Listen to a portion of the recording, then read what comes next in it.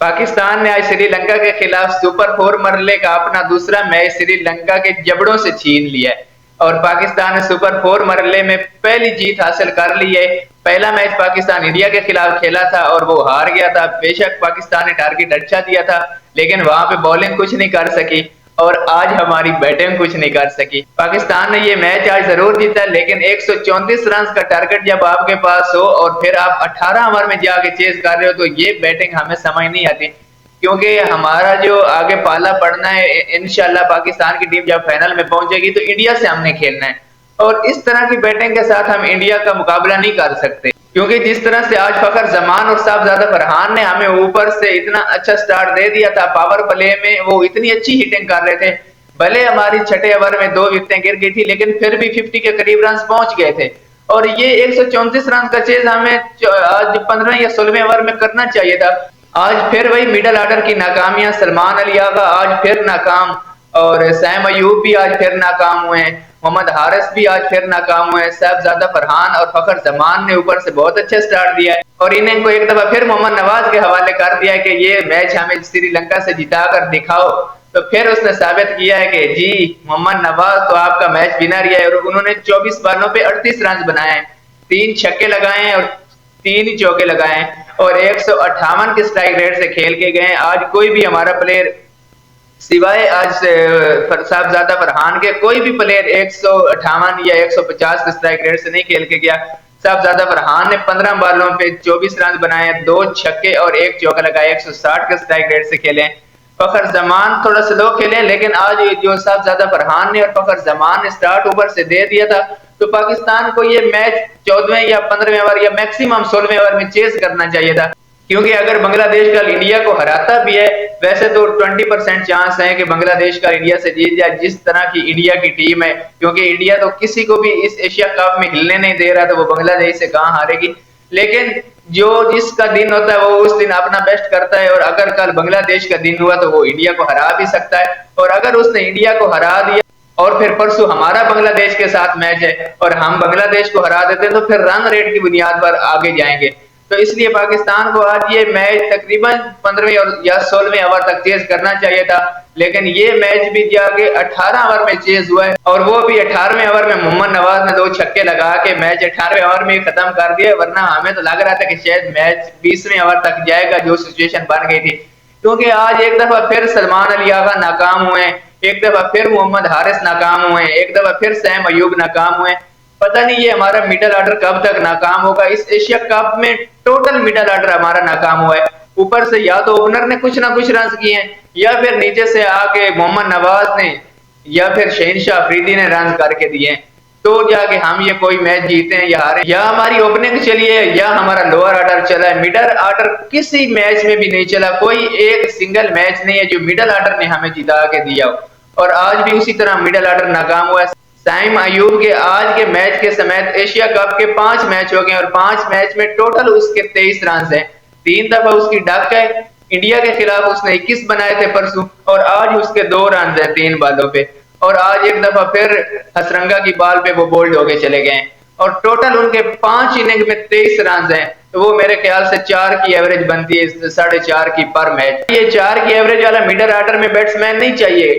अगर आपके ऊपर से जल्दी आउट हो जाते हैं तो मिडल ऑर्डर बैट्समैन ने इनिंग को लंबा भी लेके जाना होता है और अगर ऊपर वाले थोड़ा रुकते हैं और इनिंग को 8-10 ओवर तक लेके जाते हैं तो फिर उसने आके चार्ज भी करना होता है। तो ये 4 रन की एवरेज वाला तो मिडल ऑर्डर में हमें प्लेयर नहीं चाहिए। मिडल ऑर्डर में कम से कम भी 40 से 45 रन की एवरेज वाला प्लेयर होना चाहिए, जो कम से कम जिसकी एवरेज 40 से 45 हो। तो सैम अयूब की टोटल जो एवरेज है एशिया कप की वो 4 की बनती है। और सलमान अली आगा जो हमारे कैप्टन है, जिन्होंने टीम को लीड करना है, जिन्होंने टीम को आगे लेके चलना है, उनकी भी कुछ ऐसी एवरेज है। उन्होंने भी आज 5 रन बनाए हैं 6 बॉलों पे और वो भी हसरंगा की बॉल पे एलबी होके चले गए हैं। और पिछले मैच में भी उन्होंने यही कुछ किया था और उससे पिछले मैच में वो तकरीबन बिल्कुल एशिया कप में वो भी नाकाम रहे हैं। और मोहम्मद हारिस आज उन्होंने भी 11 बॉलों पे 13 रन बनाए, 1 चौका लगाया है मोहम्मद हारिस ने। लग रहा था कि आज शायद उनके अंदर कोई एग्रेशन नजर आ रहा था कि वो मिडिल ऑर्डर में कुछ करके दिखाएंगे, क्योंकि आज उनको ऊपर भेजा गया है। परसों उनको बिल्कुल बैटिंग पे नहीं भेजा गया था। पहले मोहम्मद नवाज को भेज दिया, फिर फहीम अशरफ को भेज दिया, तो उनको बैटिंग ही नहीं मिली। और जब आज उनको मौका मिला है तो उन्होंने वही कुछ किया जिनकी उनसे तवक्को थी। तो बहरहाल जब आप मैच जीतते हो तो बहुत सी नाकामियां ऐसी होती हैं जो छुप जाती हैं, लेकिन ये ऐसी नाकामियां जो मुसलसल ही नजर आ रही हैं और ये छुपने वाली नहीं है। तो इसलिए सैम अयूब को, सलमान अली आगा को और मोहम्मद हारिस को कुछ करके दिखाना होगा। अगर इस टीम में रहना है और इस टीम को जितवाना है कोई टाइटल, तो फिर आपको कुछ ना कुछ करके दिखाना होगा, क्योंकि आप एक या दो प्लेयर पे भरोसा करके ये एशिया कप का टाइटल नहीं जीत सकते। इसलिए आपको भी कुछ करके दिखाना होगा। आज पाकिस्तान ने बॉलिंग बहुत अच्छी की है, सिर्फ कमिंदो मेंडिस उनके 50 बना सके। उन्होंने भी 44 बॉलों पे 50 बनाया है, 2 छक्के लगाए, 3 चौके लगाए। जब उनकी बैक टू बैक विकेटें गिरी थी तो उन्होंने आगे थोड़ा इनिंग को संभाला है और वो 134 रन तक चले गए, वरना तो शायद लग रहा था कि आज श्रीलंका की टीम शायद 100 रन भी ना बना पाए। तो बात वही है कि जिस दिन पाकिस्तान की बॉलिंग चलती है उस दिन बैटिंग नहीं चलती, और जिस दिन बैटिंग चलती है उस दिन बॉलिंग नहीं चलती। इंडिया वाले मैच में पाकिस्तान की बैटिंग चल गई, 131 रन तक पहुंच गए, तो उस दिन बॉलिंग नहीं चली। पहले 10 ओवर में हमसे कोई आउट ही नहीं हुआ इंडिया का, और पहले 10 ओवर में ही हमने मैच उनको दे दिया। और आज जब बॉलिंग चल गई तो आज बैटिंग हमारी नाकाम हुई। भले पाकिस्तान ने ये मैच जीता, लेकिन इस जीत को हम जीत नहीं समझते, क्योंकि जब कोई इतना इजी टारगेट को आप इतना क्लोज ले जाओ तो वो फिर जीत का मजा नहीं रहता।